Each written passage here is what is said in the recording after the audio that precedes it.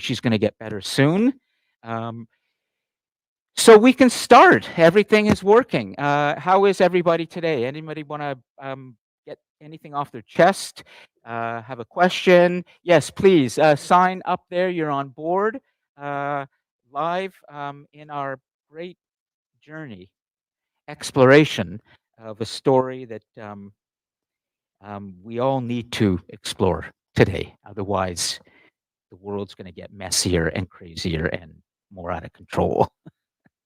No questions? Nothing you want to bring up? You don't have to, because there's a lot that I need to cover today in terms of content. Last week, there were some tech issues and that slowed us down, but we're in a much better place now, which means I can go back to where we were last week with Abraham and pick up the story from there in terms of the entry into our story of the first really important human being. But I always want to do a little review, if I can, with all of you, if there's anything you want to address. And also remind you that you have a second reflection due next Tuesday, February the 18th. I'm a little backed up with marking right now, so some of you may not have received the. Okay, I think I see. Sorry, this is so sensitive. I think I see it was okay earlier this week. I just want to make sure this is good. Um, I spend a lot of time trying to make sure the tech works, because if it doesn't, it's just this is a wire issue. Sorry, everybody. Yeah, in the Cosmos, it's I think it might be even the shirt I'm wearing. Just a second.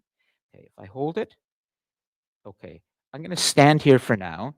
Thanks, and keep it okay, still. And this is where I need to be anyways, because I want to really talk and show uh I couldn't even get to the cam. Oh, yeah, Ethan. Okay, great. So we've already got things going in the live chat. Okay, then if you don't have any questions or anything you'd like to say, what's that, Jazeel? Oh, please grab a mic and start moving, because everything that you say, as you know, is important. And for those students who are sitting outside of the camera, is it possible you can come sit on a couch here, or just so we can take a look at this? There's the self view on YouTube. We're trying to make a feeling of a class. And if you're not seen on camera, you're not in the class. So even the back of your head is fine. Even if you sit there between the two lovely young ladies there, then the students in the Cosmos watching the recording, they all feel like they're part of a class. Thank you. Jazeel, go ahead. I would say this is like a. I think this happened this week or last week. I think. Just come right Well, I in. think it's a fact. Mitch McConnell has joined the resistance against Trump, the long-time Wow. Republican. Okay, well, I'm going to say for the moment that we're not going to talk about US politics right now. We might talk about Canadian politics, but there's something more important. However, Jazeel, you're right. Everything that's happening in the United States right now is significant, because we are all living through a historical moment in Canada. And for those of you who like history and know something about the history between Canada and the United States, you will know that this is significant. But for international students and for many students in the Cosmos who are watching, you may not realize that you're in Canada right now at a very critical moment. I'm going to have to, for some reason, thanks, Ron. It was working fine earlier, but it's the way it goes. Thanks a lot. We always have a work.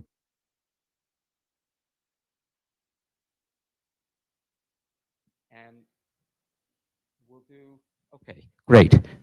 So I'm going to stick with this and remind you that we could spend the whole class talking about the historical significance of what's taking place right now between Canada and the United States.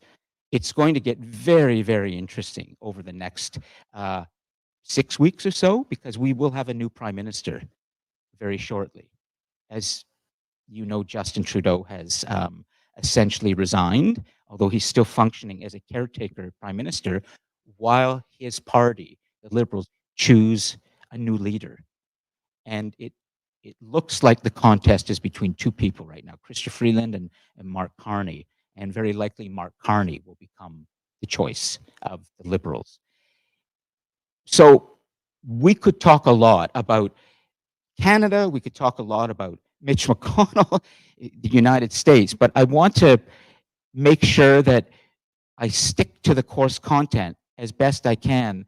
But if you feel you really want to understand this and you really want the class to spend time talking about this, I will, and try to help you understand what's so significant about this moment. In my lifetime, and I'm 62 years old, and I grew up in Toronto, I'm Canadian, there has never been a time like this.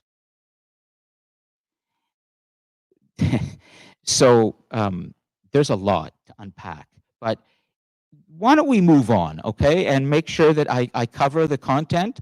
And but if you would like to talk, then after the lecture, we can spend some or maybe most of the activity thinking and trying to understand the significance historically of Canada and the United States right now. But I know that Donald Trump or the American voters who voted for him would hate to hear somebody say this, but I'm going to say it. There are a lot more important things on this planet than the United States. Okay? The United States is a very new country. So we have a bigger story to tell here. But it's something we could probably address in a discussion later. Somehow, the idea that the United States is exceptional, it's called American exceptionalism, has poisoned many of the voters there. And now we have to deal with this, which is Winston Churchill once referred to Adolf Hitler as the product, the monstrous product of former wrongs and humiliations. The monstrous product of former wrongs and humiliations. We might say that about Donald Trump. 5 times bankrupt, a criminal, charged, a kind of a loser, but boy, he feels wronged. And many of his supporters feel wronged, and they're bent for revenge, big time. So American exceptionalism, we will try and understand that later. And boy, we have to be in the midst of this, the blowback from this, because we sleep with the elephant in Canada. Anyways, that's how it is. There's a lot I'd love to get off my chest too and understand, Jazeel, about what's going on, but we've got to carry on with this story. So let me bring back where we were, and I will do it this way, and we'll go to presenter view. Okay, excellent. And for those of you right now in the Cosmos, we can't see your live chat.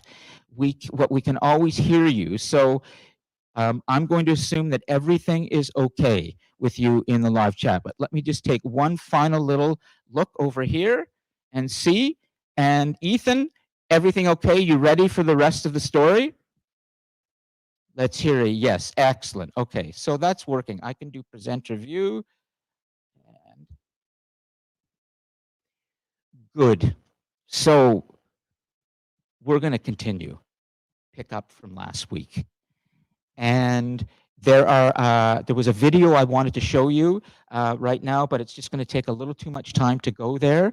I'll bring that to you a little bit later. But we have this story that we have to continue understanding. And so This is where we left off last week, and let me orient ourselves to a timeline. We can do this together with the notes later, okay? We can go to the notes and try and make sure we actually have a good timeline. But right now, we are essentially at that moment in our story where a new huge idea has come to all of us. And that is the idea of a single God. And we can basically say this took place around 5,500 years ago. I think I mentioned 3,500 last week, and I was incorrect. I should have said 5,000. Abraham, usually when we talk about Abraham, we talk about 3,500 BCE, or 5,500 years ago. Okay, 3,500 BCE, 5,500 years ago. And this is where we left off. So I'm not going to spend much time talking about this. Come on in. But does anyone feel comfortable reminding us of why he was significant in what he began to bring to humanity, and also what chapter of the story were we at that point? What was the title of my lecture then? Those are two critical things, because today is part 2 of this. I'm still in the same chapter, okay? So does anyone want to try and explain who exactly was Abraham, if he existed, and why was he significant? Do you remember? I can always talk. Ron, you want to go for it, okay? And let's make sure we have the juice in here. Okay, good. There's power there. Just like Excellent. molasses. Anyhow, was a figure who escaped the God King paradigm of his society. Yeah. By claiming that no, all of you aren't divine. That there's only a singular God, and therefore I don't want to work on your farm anymore. Go on. And Awakenings of Power was the name of the chapter where you're still going on about. Very good. You know, what Ron just did is something that is being done right now in Italy with examinations. In universities in Italy, I'm told now, you can only do an oral examination because there's so much concern that students are cheating when they hand in something written. So the only way you're ever really going to know if the person is telling us something from his own mind is he just has to speak. I've actually started to think of doing that myself, but it's, probably premature, but every so often, I will try and push all of you to do what Ron just did. You all can do this, which is, you're going to hear a lot about Socrates today, the most famous philosopher in the world who never wrote anything. He was suspicious of the written word his students wrote. He had a phenomenal memory. The Greeks did. They called this the memory palaces. They could remember things. If you're able to communicate to another human being just like this, from head to head, with your imagination, your memory, the words coming out of your mouth, that's a sign that you really know what you're talking about. But if you got to go to the machine and the machine tells you, yeah, here's the information, and the machine might even speak for you soon with the marriage of robotics and artificial intelligence, where will humans be in 200 years from now? They'll all be Elon Musk. So, which is, anyways, half human, half machine. Maybe more than that. So, yes, Abraham broke the paradigm. There was a paradigm in terms of the city-states that had formed around the Tigris and Euphrates rivers, where we often say civilization began to advance faster than any other part of the world. This is where we began to see in the land between two rivers, Mesopotamia, it's Greek for land between two rivers, between the Tigris and Euphrates rivers, we began to see, largely because they had such good soil and good agriculture, a great advancement in human development. And the God King emerged as the kind of fundamental governing force until this new idea came into the story, as Ron began to point out. And that's where we left off last week, which that we humans are starting to just begin to awaken to a new power. And that power was, and this is a really important term, and I hope you remember this, and we'll write this down later. It's called free moral conscience. It's called free thinking. And without the ability to think freely for ourselves, whatever our thoughts are, without being able to trust and express our conscience, wherever that comes from, we would not have the freedoms that we have today. So Abraham, if he did exist, it doesn't matter if he existed or not.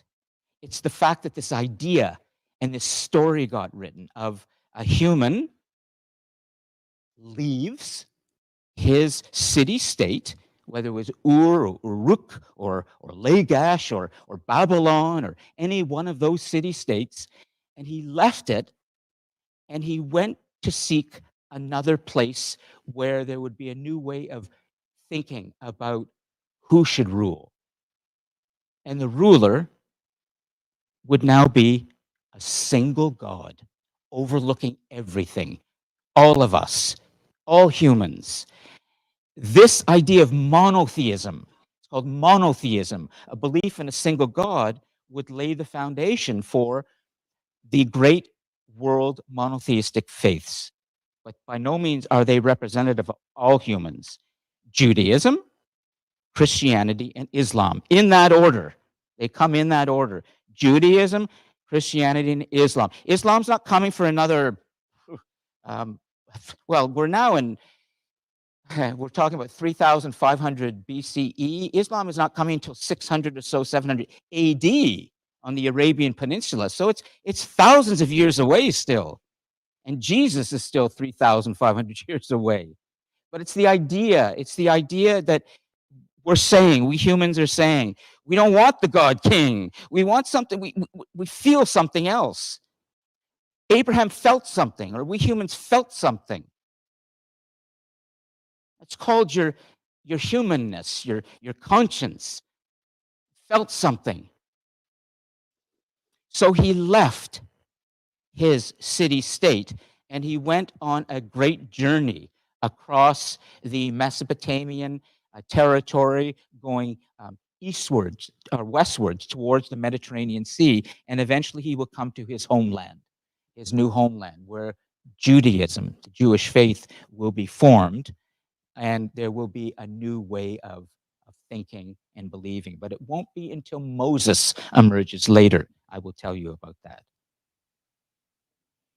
So we're talking about awakening to this power of God. Now, so great was this new conviction that according to the scriptures, the story of Abraham, the patriarch of Judaism, Christianity, and Islam, they all share him as their guiding patriarch. There is this story that he faced what's called a test of faith, where he was asked by God to sacrifice his son, to demonstrate that he believed so profoundly in this idea of a single God that he would be prepared to sacrifice his own son, kill his own son. And at the last minute, according to this story, an angel appeared and put his hand on Abraham's to stop Abraham from killing his son, and I believe it's Isaac, the sacrifice of Isaac, the sacrifice of Isaac. The idea here is that we humans are saying through this story that the power of God and this single God is so great that it's greater than all human life. And God needs to know that your commitment to him is so great that you would be prepared to sacrifice your own son to him. Now, I'm going to tell you a funny story about this just to give you a sense of how crazy religion starts to get. But first, this is a great power for humans. We're beginning to feel that there's this other thing over us that guides us and that we have to honor. And we all feel this to some extent. All of us feel this presence. Maybe not the Indian students who have Hinduism and Buddhism and others, but for the believers in a single God who form more than half of humanity, we're talking about 4 billion people on this planet consider themselves followers of the Abrahamic religions, Judaism, Christianity, and Islam. It's a very important power here. But just to give you an idea of how petty things are about to become for humans, the disagreements. Eventually, as you're going to see, this idea of a single God will grow into 3 of our great world monotheistic religions: Christianity, Islam, and Judaism. Listen to this. So goes a tale, just a tale. It is said that one of the reasons why Jews and Muslims have such a profound conflict, you might have wondered this. It comes back to this story. So it is said. So it is said.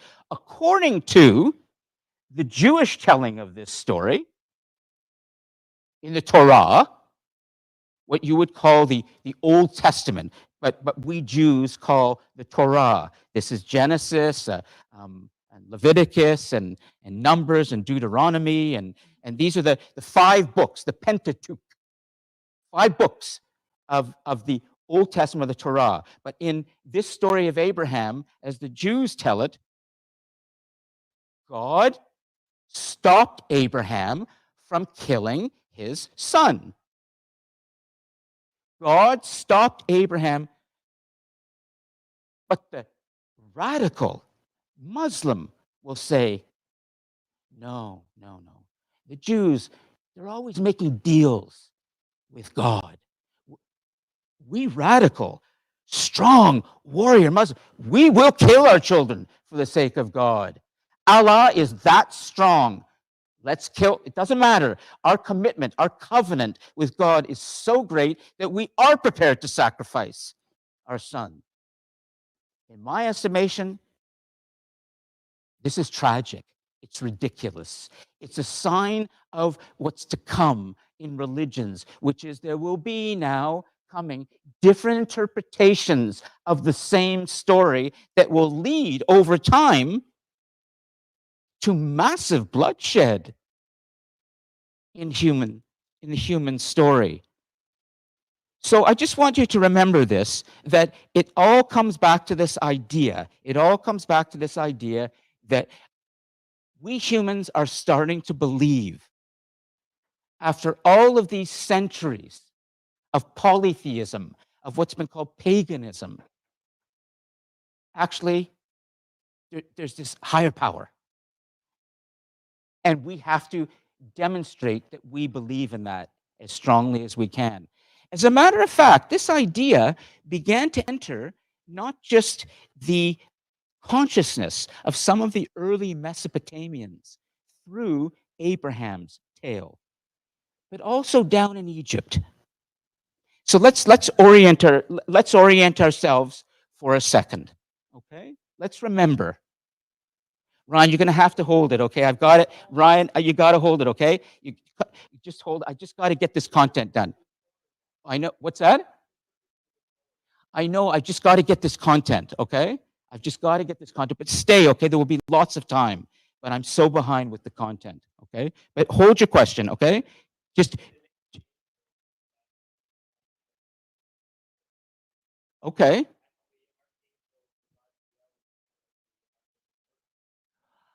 I think you're right, okay? I think you're right. But I have to double check because I don't want to say what's a fact without checking, but you may be right, okay? So when we look at this idea of the sort of belief in one God, we're talking about awakening to a new power. So important was this idea that when we look at another civilization, we start to see this also emerging. So if I had the map up there, I just didn't have time to put it up, but let's orient ourselves in our imaginations. Let's think about the Mediterranean Sea for a moment, okay? And right in the center of your consciousness right now, and to the northern part of the Mediterranean, we see soon the Greek peninsula. We will get to that momentarily. And then there's the boot going a little bit west, and that's Italy. And then you go further east along the Mediterranean, and you're into the sort of the Middle East of Israel, Lebanon, Syria, Gaza, Palestinian area as well. And then as you go south, you go into Egypt, which is in northeastern Africa, a really critical part of our story.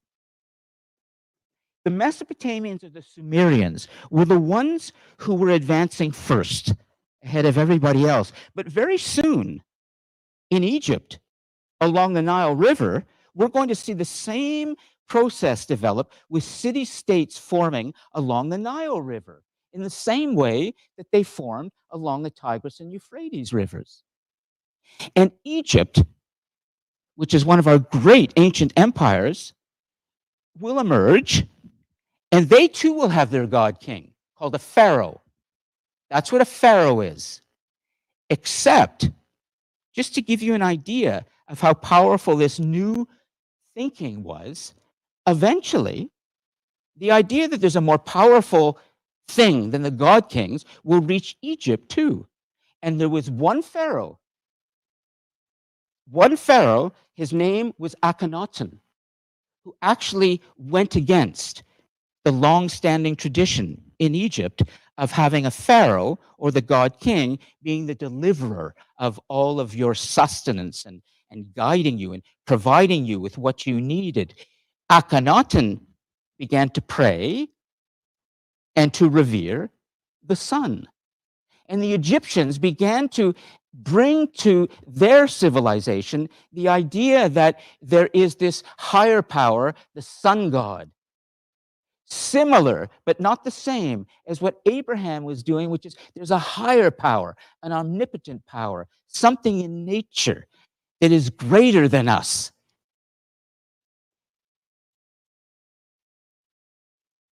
In Egypt at that time, there was also another development too. We might call this progressive thinking. Queen Nefertiti was a very important figure in Egyptian history. She came from a royal family among the pharaohs, and she ruled briefly as well. But what we're seeing happen now is human beings are starting to open to something new. We might call it progressive. First, there is this single God, not a god king. And now, in Egypt, a woman is being given or allowed to take some power. This had not happened to this extent. It was always men. And in a way, this tells us something about what Alfred North Whitehead had said earlier. Last week, I showed you that quote.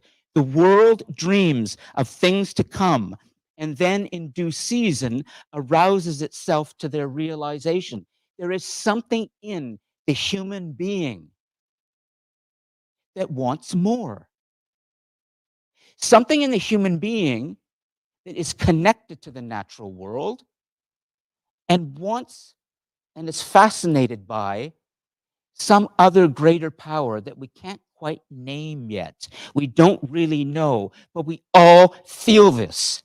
Every single one of you in this class right now, in one way or another, in the quiet contemplation of your own thoughts, when you are alone and you're not being stimulated by the machines around you and by others, and you have to just be by yourself, you're eventually going to be led to this feeling of, I seem to be part of something greater.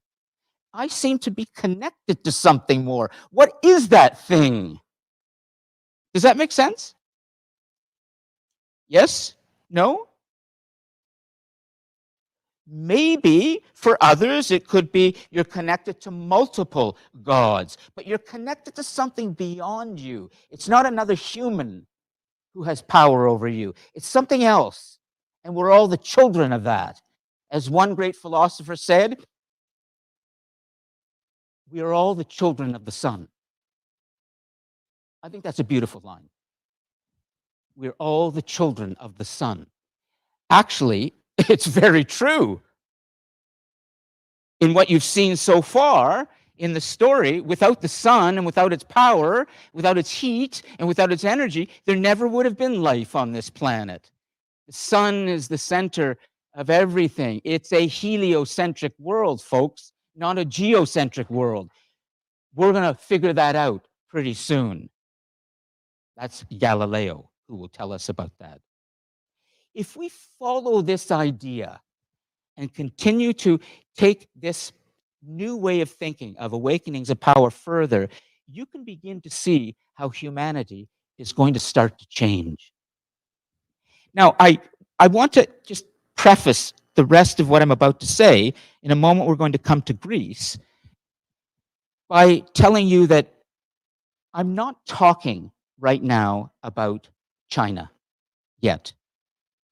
I'm not talking about India yet. I'm not talking about Africa or the Americas yet. I'm talking largely about what took place in and around Mesopotamia. And the reason I'm doing that is because it is from that place, largely, that the Western world will get a lot of its new ideas. But that's changing in the time that we are in now through global travel and interaction of different cultures. Hinduism and Buddhism and many of the other cultures, indigenous cultures, are so much more important now in the human story. But when we go back and we try to understand how the world got to be the way it is today, we have to understand the Western world.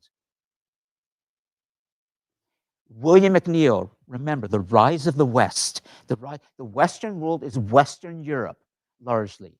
And what they did when they traveled across the Atlantic Ocean, and you will see that later. So we're still in Egypt. Okay, we're still in Egypt. And now we're at about 2,500 years ago. And there's another individual who is going to emerge, who's going to do almost the exact same thing that Abraham had done out of Ur-Uruk, and his name is Moses. Moses will grow up in the palace of a pharaoh, Ramses, the great King Ramses, whom you saw last week. The corpse of King Ramses, the real King Ramses, who had 150 children, not all by one woman, guaranteed. He was sowing his oats all over the place, but he had the power and the privilege and to be able to do that. Wouldn't that be nice? But anyways, we'll not go there right now, okay? Moses was one of the Israelites who had followed the Abrahamic idea. And he was living among the Pharaoh and his family. And through a series of events that I'm not going to go into in great detail, he eventually came to the conclusion that he had to leave Egypt in the same way that Abraham had to leave Ur-Uruk. And he wanted to find something greater for his people that was similar to what Abraham had been following. The idea of the Pharaoh is not the power here. The God King is not the power. There is this greater thing, this God. And as you know, the story goes, he took his people from Egypt, and according to the scriptures, he parted the Red Sea, or the sea parted for him and for all of his followers. And they left Egypt. They walked out of Egypt, and they start to go on this long journey in the same way that Abraham had left Ur and went on a journey with his family, looking for the homeland, looking for the place, and also demonstrating to this one God that I have a covenant with you. It's called the covenant. It's very important to Jews. The covenant with God. And I will go to the ends of the earth to demonstrate to you that I can follow your guidance. And that guidance came in the form of 10 commandments. Moses, in his journey across the Sinai Peninsula for 40 years, we often hear this term, 40 years, 40-year journeys. And now we're going to have another story of a prophet who goes up to a mountain, goes up. We had,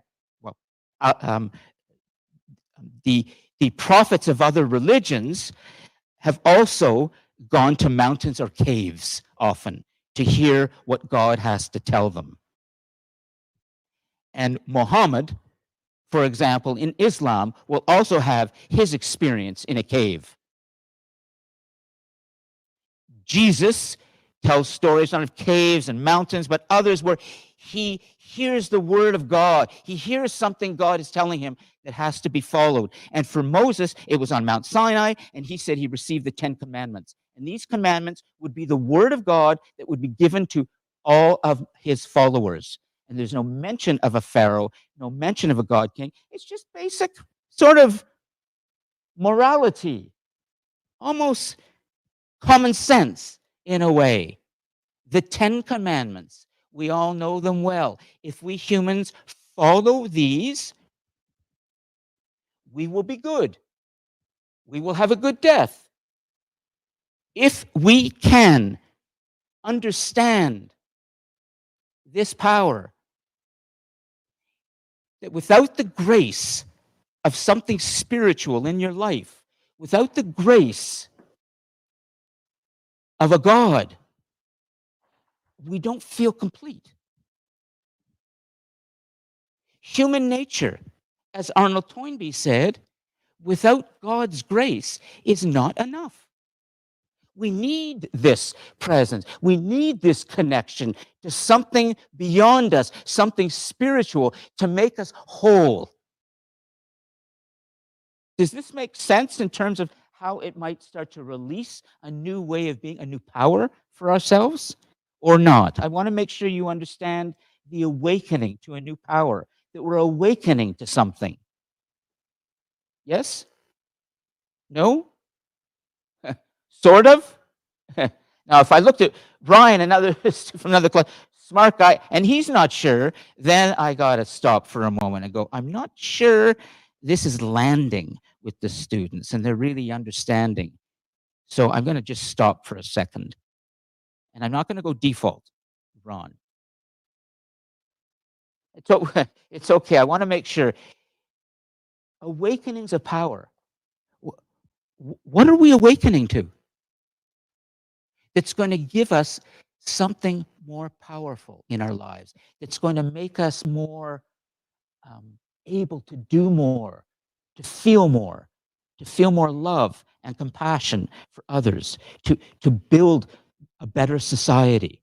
What's this power that we're awakening to? Well, it's really important that I just want to make sure you get this, and then we're going to come to, go ahead, okay?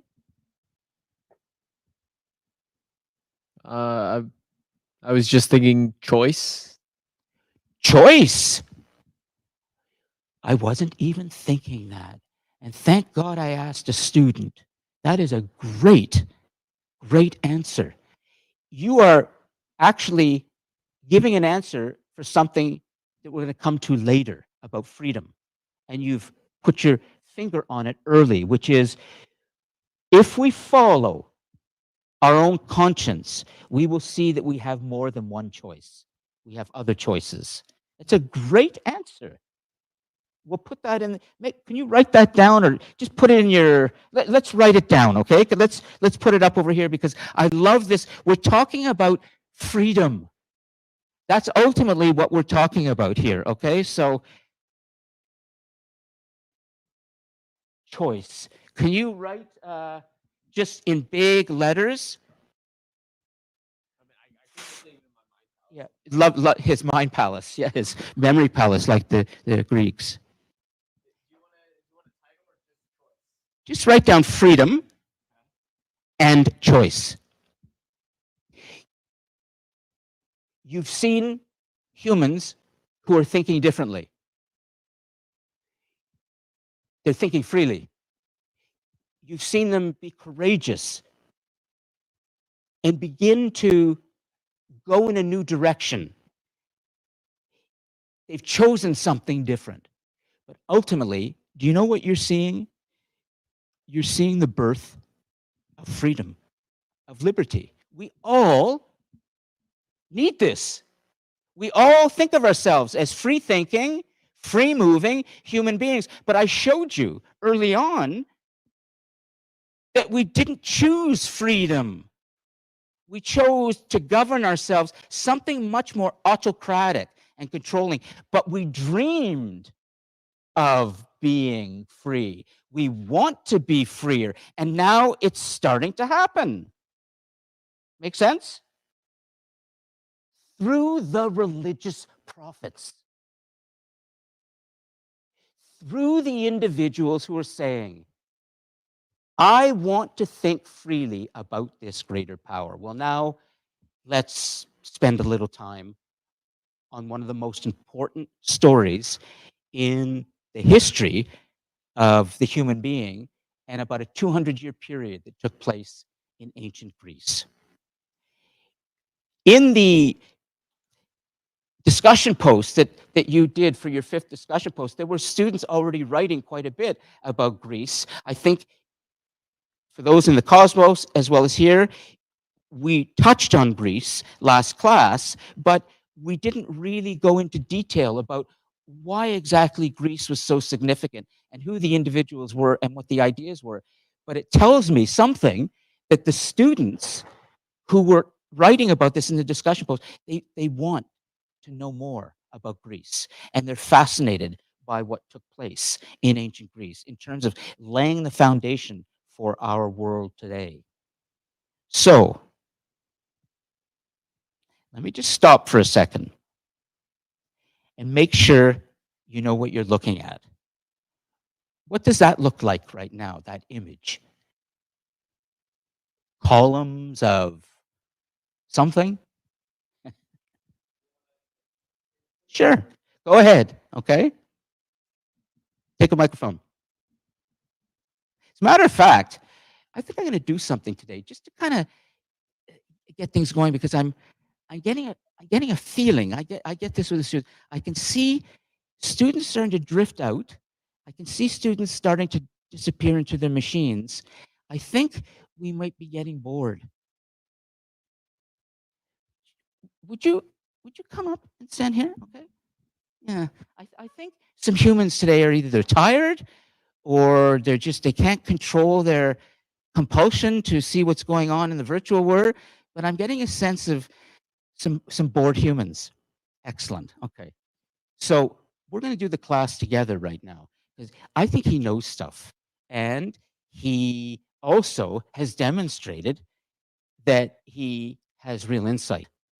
So this is good. As a matter of fact, I might bring more of you up here today and we'll just go back and forth, okay? So the name again, it's not, it's Justin.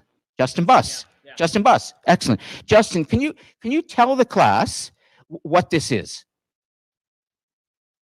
Well, I don't know exactly what it is, Yep. but it's definitely ruins. Yep. It looks Greek. Looks based on Greek. The Yeah. the way like the pillars are made. And once those pillars, before they were degraded by time, were white, shimmering marble, that beautiful substance from Earth. Anybody seen the movie The Brutalist? It's up for a whole bunch of Academy Awards. It's pretty awful. It's just so much hype behind it. It's another American hype machine. But there is one scene in it that's beautiful at a marble quarry in Italy where Michelangelo, the great Italian Renaissance sculptor, got his marble to create his great David, the David that sits in Florence in the museum there. So imagine these columns, white marble, okay? Excellent. And, you know, when we talk about Greece, what time period are we talking about? More or less. When we talk about kind of the golden age of Greece. I like to think that it's the ancient era. So Yeah. yeah, keep going. Like what 2,000 years ago, 1,000 years, or I think it was a bit further back than that. well, actually, I'll help you. Okay, it's not further back. Okay, and I will help to orient you. You're looking at one of the temples that still sits in Athens, in Greece, and it's called the Acropolis. For those of you who know Greece a little bit, there's a hill, it's like a citadel, and on top of that sit all these ruins and temples, beautiful, beautiful temples, and this is one of them. Okay, and we are talking about around 2,500 years ago. So 500 BCE, Justin. Notice in this picture something, that the monument that you just saw, the real one, is now illustrated and it's in the image, but beneath it, beneath the citadel, is somebody speaking to a group of people. What you're looking at now is a revolution in the human story. And I'm going to explain how this works, okay? But I'll see if Justin knows or others may know. What's good is I'm only seeing 2 students, no, 3, that they've disappeared into their machines. But that's okay. We won't disturb them. Must be really, really important. No, it's okay. I don't want to single anybody out. But I'll tell you something. You remember when I showed you that rock being pulled 3 million years ago and how we began to shape that into technology, weapon? Eventually the technology is going to grow and it's going to become machines, weapons of mass destruction, computers.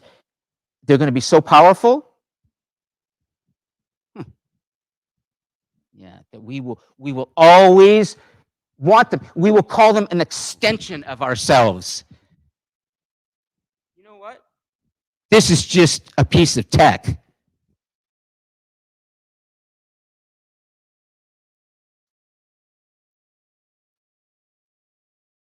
Right now to do the class that we're doing. But at any moment, being a human, I can demonstrate that this tech does not control me by just turning it off. But I'm told that a lot of you today, including me and my colleagues, consider this an extension of ourselves now. We can't live without it. The Greeks would have had something to say about that, and it wouldn't be very good. Okay, so let's come back to this, all right? This is a moment when we are awakening to many new powers. And it's going to happen in about a 200-year period in the Greek peninsula called the Peloponnese, and largely in a city called Athens. This is Athens. This is a picture of a great moment in Athenian history. Justin, as you look at this picture, what do you think you're seeing around 500 BCE or BC? 2,500 years ago, there was a leader who emerged, one of many, in Athens. Who seems to be the leader in this picture? The man wearing the helmet with Yes. the plume. Yeah. And who do you think he might be? I'll just name? throw a name out there. Throw it out. Yeah. Alexander the Great. Well, you're close, but Alexander was Macedonian. Philip was Alexander's father. The two of them are not coming for another 200 years. They were not Greek. They were Macedonian. They were in the country just north of Greece. They will eventually invade Greece and take over the ideas that were created. Alexander and Philip did not create the ideas that made them great. The Greeks did. This is very important. It's called Hellenism. Greece, the term Greece, is our name. For them, back then, it was called Hellas. Hellas. Hellas was the Greek peninsula. And to be Greek, and that it was you were following Hellenism. Hellenism. Okay, so no, not Alexander. I will help you, okay? Pericles. Pericles. Now, Pericles is doing something. Are you okay still standing up here? Yeah, It's great to have you here. You want to sit down? You're I welcome can to. stand, You can sit, stand. Yeah, whatever. let's stand, okay, and get some energy going here. Okay. In this image, you are witnessing the governance of Athens being done because Pericles was the statesman and the great warrior of ancient Athens at this time. As a matter of fact, he had just commanded a great victory for the Greeks, a much smaller force against their mortal adversary, the Persians. What we would now say is Turkey, just across from Greece and beyond. The Persian Empire was the biggest empire in the world, and there was little Greece with all these different city-states, and the Persians had invaded Greece. And Pericles led the forces of Athens along with other Greek city-states. Corinth, for example, Sparta was involved. They were allies, and they defeated the Persians. An incredible defeat. It's called the Persian Wars. It's very famous in history. I could read you selections of it from Herodotus, the first great historian. Thucydides' mentor, he wrote about the great Persian Wars. So Pericles is standing in Athens not long after the defeat of the Persians, and he's speaking to the assembled Athenians. In this image, as you look at the people who are listening to him, does he look like a god king? Does he look like the Gilgamesh or the Ramses or the other god kings that I mentioned? How would you describe Pericles, the statesman at this point, in terms of how Athens is being governed? What is the feeling you're getting from this? Justin, go ahead and try.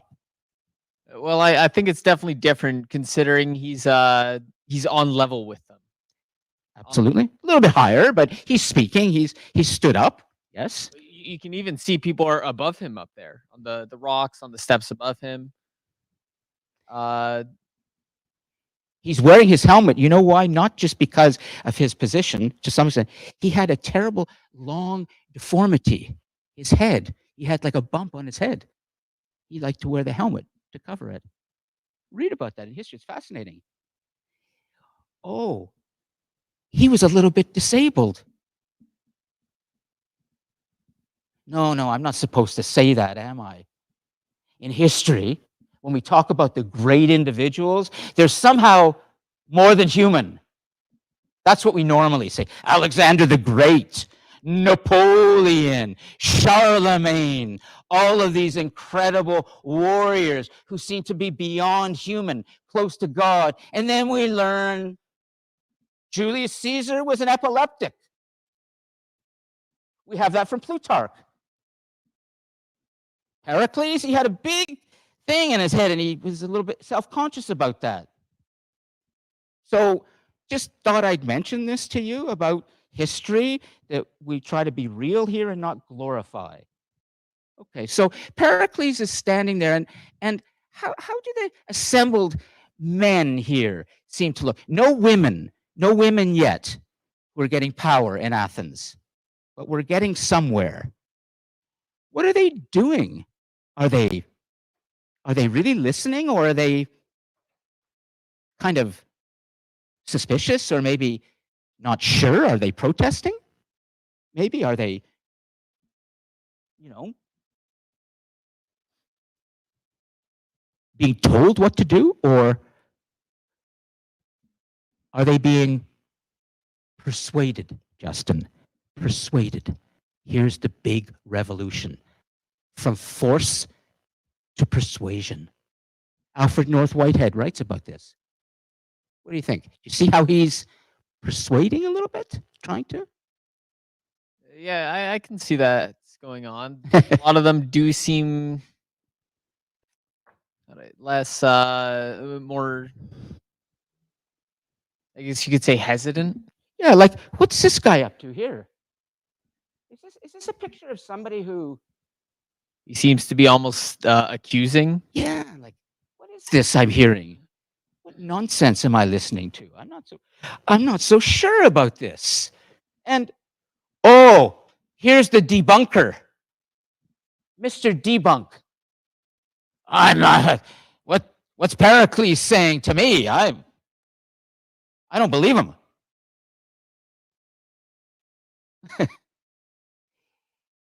You are seeing a shift happen. Yeah, go ahead. Do you want to come up so we can at least see the back of you and or at least closer? And as a matter of fact, why don't you come and join Justin? We'll get a little crowd going, and maybe we do need to take a little break in a moment.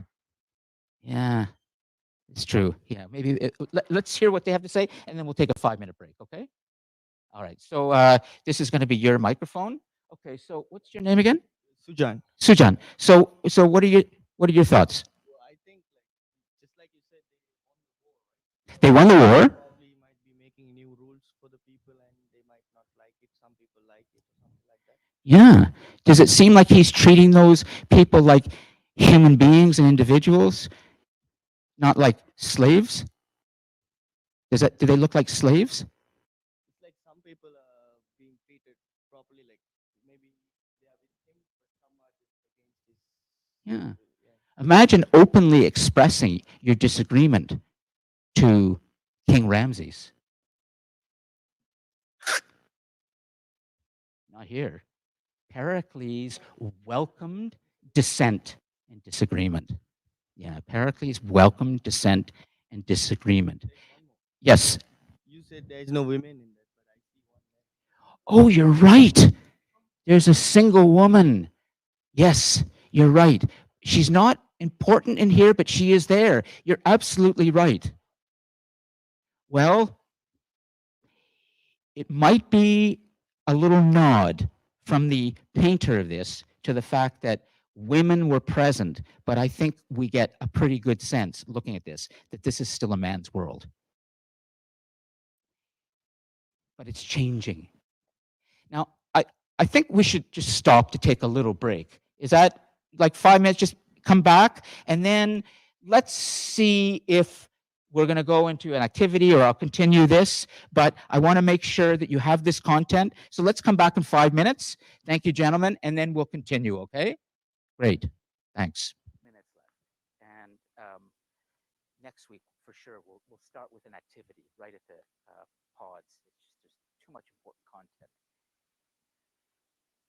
I'd like to spend the final 10 minutes of this class first for you to think for a moment of what you've just heard me say and what you've just witnessed with that scene. And then I'm going to have a former student, Ryan, come up as well, and he can tell you a bit about a podcast that he's started as well, because this is a student who is a real searcher and a real intellectual explorer. And I think that he represents something pretty significant in terms of him and humanity. But let me explain. Think about what you just witnessed with this scene. Okay, I know that it's about an archaeologist who discovers something, but there's more going on here that's really important for all of us to understand about today's class, Awakenings of Power. I would like a student to return to the board, but this time we'll let Justin take a rest, okay? And another student to help make some notes. Not Ron. Ron's default. Justin's kind of default. How about you? Why don't you go over, okay? And just stand there, okay, and grab the pen, because we're going to do 4 things. We're going to write down 4 critical things that Awakenings of Power represents in the story of humanity. What is happening now in our story that's important? We need 4 things, okay? And Brian, why don't you come up, okay, and grab a microphone, and we'll do this together. Now, what I'm trying to, it's off for now. And for those of you also in the Cosmos, you can put this in the live chat. Something has happened as a result of the changes taking place that you've seen in the last 2 weeks. I have not even yet told you about some important Greek philosophers, but it's better that we review and make sure that you understand before I go forwards. I can always speed things up, but there are 2 things that I have yet to read to you today that I so much wanted to, and that is Thucydides' account, his account, the student of Herodotus, of how Pericles contracted an infectious disease that led to his death, and how a plague decimated Athens and led to their defeat. Fascinating. What infectious disease. We have an eyewitness account, practically. And then you need to meet Socrates, Plato, and Aristotle, the 3 great Greek philosophers. They all come in that line. Socrates taught Plato, who taught Aristotle. And eventually, Socrates had to kill himself. And we have an account of his death in the last days of Socrates. And it's an incredible account of how the philosopher who spoke freely was condemned for it, and how he chose not to live in this world anymore. He would rather die on principle than live in a corrupted world. Fascinating. We'll get to that next week, okay? There's a lot I still would like to do. But first, let's think about what you've seen and 4 important things, 4 shifts, if you will, that are taking place in the story of human civilization, represented by what you've seen today. And then we're going to bring Ryan in to talk a little bit about the podcast as well. So what's the first thing that we would say is a shift that has happened? And it's going to lay the foundation for the world that we have today. Belief. Could you put that in the corner? Not quite, just put belief, okay? That's right. We'll brainstorm. Belief. Not sure. Belief, but excellent. Okay. Belief. Justin. You said choice. Yeah. Choice. Put choice up there, number 1. Choice. Number 1. Just write choice down. That's Justin's great insight. And he's very, yes. Knowledge. Put knowledge below belief. Ooh. Knowledge. Very good. Jacob Bronowski. Remember Jacob Bronowski way back in the first class? I showed you with the coming of the new mind and the ascent of man, that wonderful historian who was the original Neil deGrasse Tyson, hosted a television series called The Ascent of Man, popularized science. Remember Jacob Bronowski? You know what he said? Knowledge is our destiny. But we'll get to that, okay? You're not wrong. I just want to make sure our list is complete to what we're seeing. Justin? Freedom. Could you read down freedom, please? Choice. Freedom. Now, it's going to get a little more difficult. Piyush? Experience? You could put that below, okay? Do you want to write something yourself? Choice, freedom. Freedom is second. What's that? Freedom. Decision making. Okay, decision making. That's all right. Freedom, decision making. Now, here is the test. Take a look at this picture. What is going on there? Freedom, free thinking, knowledge to some extent, yes. We're awakening to a method, a way of thinking that is going to lead to so much discovery and knowledge. What is that thing called? It's all around us. It's the essence of our world today. It drives all discovery today. It's not religion. Oh, I think Justin's got it. I have a feeling. Oh, you're so close. Put curiosity down with that. Curiosity. It has a method, but it had what? There it is. Science. Science. Science. Science. Beautiful. What's your name again? Mike? Way to go. Mike, are you the video production student? You got to come talk to me after. I want to give you a suggestion for something, okay? Mike Skonatis, I think it is. Oh, sure. Kind of close. Okay. Science. What's that? Is that religion? What are they doing? What is she doing? She's studying. Don't have to write anything down yet. Yeah, she's studying. Where are the scriptures? Where's the, holy text here? Nope. She's using the power of her critical thinking. Critical thinking. Did you put that as number 4? Critical thinking. The world can actually be understood as it is when the human mind uses the scientific method. The scientific method, which is that you get evidence. The lion, cub, don't know what it is. Well, if you were religious, you might say, don't touch it. It's the god of mummies. Please don't. It's sacred. If you touch it, you will be cursed. No, we don't do that now. We're bigger than that. We go, oh, well, let's put it on the table. And let's get a computer. And let's gather around together. And let's look at this. And let's study it with our common sense and our critical thinking. We are awakening to the ability for all of us to understand the reality of the world with our own critical thinking. This is the fundamental thing that the Greeks gave us that is so powerful. They gave us science. And science is everywhere in your life. Is this making sense?